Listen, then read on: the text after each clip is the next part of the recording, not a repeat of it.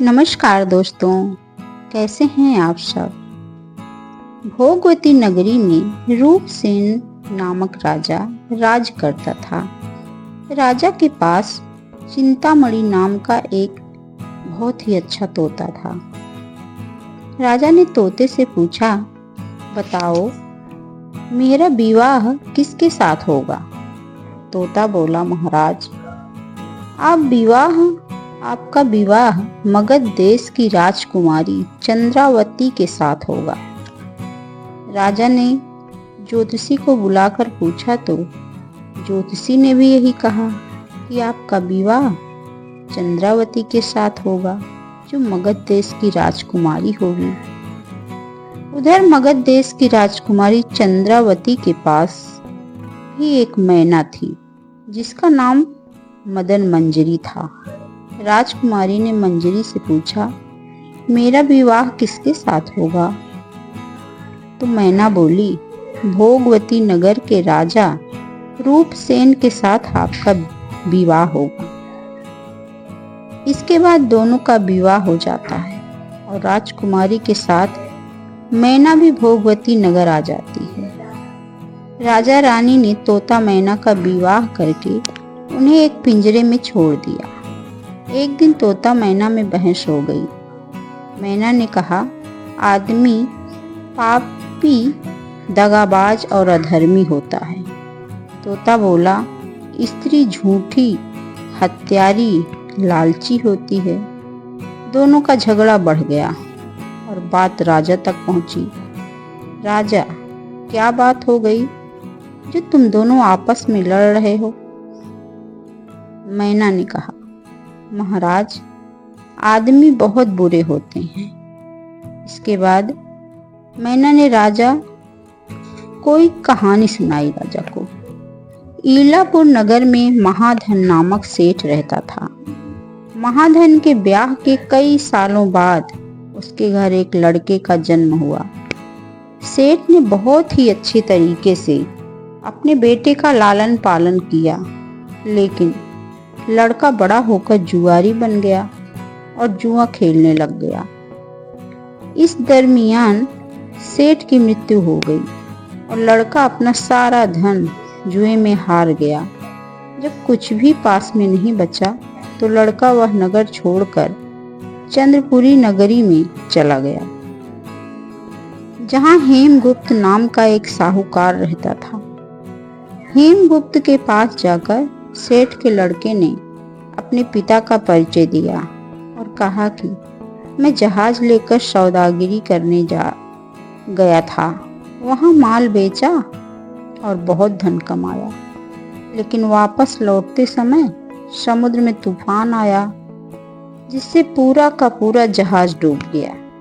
मैं जैसे तैसे अपनी जान बचाकर यहाँ तक आया हूँ। हेमगुप्त साहूकार के रत्नावती नाम की लड़की थी।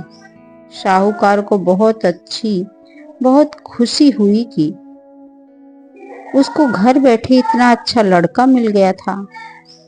साहूकार ने अपनी बेटी रत्नवती का ब्याह सेठ के लड़के से कर दिया। दोनों वहीं रहने लगे।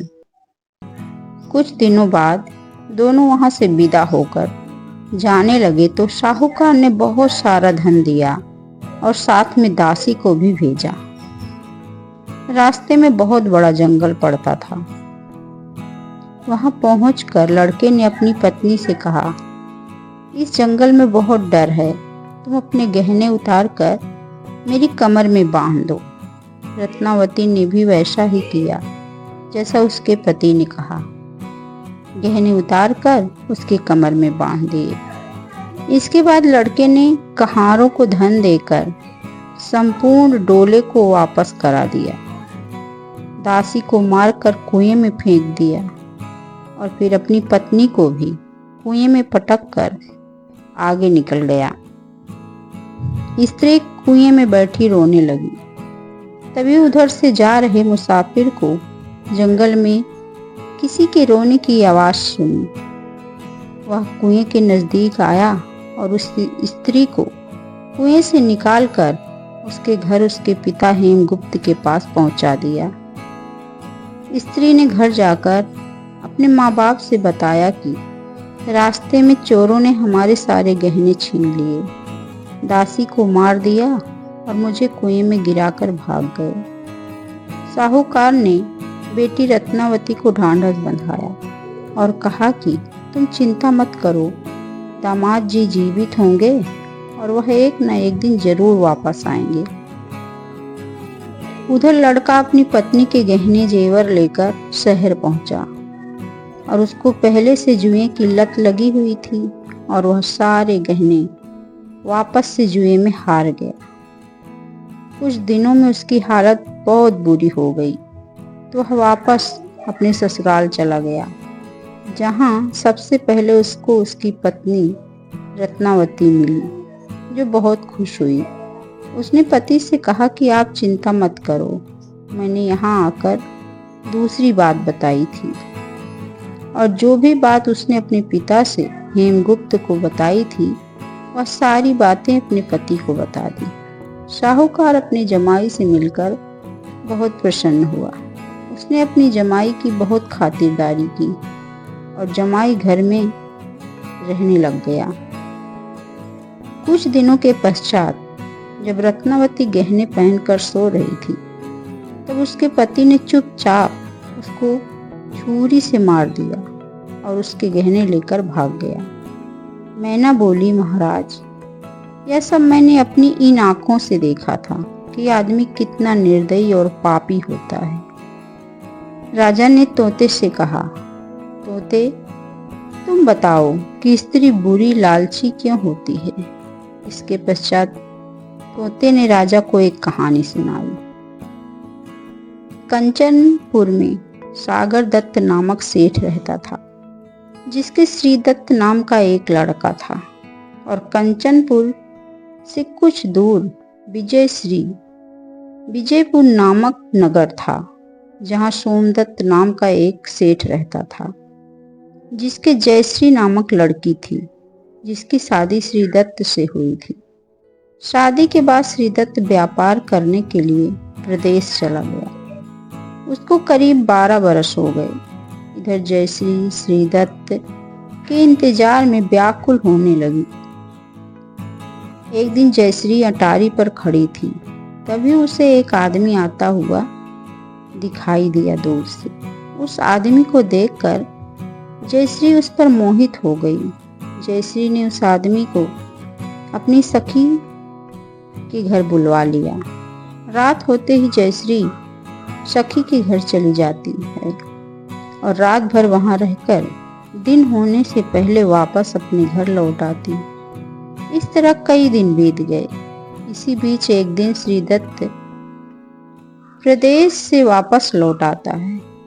जयश्री बहुत दुखी हुई कि अब वह क्या करे। श्री दत्त थका हारा था तो जल्दी ही उसकी आंख लग गई और स्त्री जयश्री उठकर अपने सखी के पास चली गई। रास्ते में एक चोर खड़ा था, जो यह देखने लगा कि यह स्त्री कहाँ जा रही है। जयश्री धीरे धीरे अपने सखी के घर पहुंची। तभी चोर भी उसके पीछे पीछे चला गया। संयोग से उस आदमी को सांप ने काट लिया था और वह मृत पड़ा था। जयश्री ने सोचा कि यह सो रहा है। वहीं आंगन में पीपल का एक पेड़ था, जिस पर वहां एक पिशाच बैठा यह सब होता देख रहा था। पिशाच उस आदमी के शरीर में प्रवेश कर अपनी सारी विपाशा मिठाई और उत्तेजित होकर उसने जयश्री का नाक काट लिया। फिर उस आदमी की देह से निकलकर वापस पेड़ पर जाकर बैठ गया। जयश्री रोती हुई अपनी सखी के पास आई। सखी ने कहा, तुम अपने पति के पास जाओ और वहां बैठकर रोने लग जाना। कोई पूछे तो बता देना कि उसके पति श्रीदत्त ने उसकी नाक काटी है। जयश्री ने ऐसा ही किया और उसका रोना सुनकर सभी इकट्ठे हो गए। जब उसका पति उठा जागा तो उसको सारा हाल मालूम हुआ और वह बड़ा ही दुखी हुआ। लड़की के बाप ने कोतवाल को खबर दे दी और कोतवाल उन सभी को राजा के पास लेकर गया। लड़की की हालत देखकर राजा को बहुत क्रोध आया और श्रीदत्त को सूली पर लटकाने का आदेश दे दिया। चोर वहां खड़ा यह सब देख रहा था और जानता था कि श्रीदत्त बिल्कुल बेकसूर है। उसको अकारण ही सूली पर लटकाया जा रहा है। चोर राजा के समक्ष आता है और सारा सच बता देता है। चोर बोला, अगर आपको मेरी बात का विश्वास नहीं तो आप उस मृत व्यक्ति के पास जाकर देखिए। अभी भी उसके मुंह में स्त्री का नाक है। राजा ने जब हकीकत की बात सच निकली, जब उसने तहकीकात किया मतलब जानकारी ली, तो सारी बात समझ में आ गई। इतना कहकर तोता बोला, राजन, स्त्रियां ऐसी होती हैं। राजा ने उस स्त्री का सर मुड़वाकर गधे पर चढ़ाकर पूरे नगर में घुमाया और शहर के बाहर चौराहे पर छुड़वा दिया। यह कहानी सुनाकर बेताल बोला, राजन, अब तुम बताओ कि दोनों में से ज्यादा पापी कौन? राजा ने कहा, स्त्री। बेताल ने पूछा, स्त्री ही क्यों? राजा विक्रम ने कहा, मर्द कैसा ही दुष्ट हो, उसे धर्म का थोड़ा बहुत विचार होता ही है, स्त्री को नहीं रहता। अब चोर को ही देखो, वह दोनों से ज्यादा दुष्ट है, लेकिन जब उसने बेकसूर आदमी को मरते हुए देखा तो उसने उस समय उससे रहा नहीं गया और उसने खुद की परवाह किए बिना ही राजा को सारी बात सच बता दी। इसलिए स्त्री अधिक पापी होती है। राजा विक्रम के इतना कहते ही बेताल वापस पीपल के पेड़ पर जाकर लटक गया और राजा विक्रम दोबारा बेताल को पेड़ से नीचे उतारने के लिए गए। बेताल दोबारा राजा विक्रम को अपनी चालाकी से बातों में फंसाकर फिर से एक नई कहानी सुनाने लगा।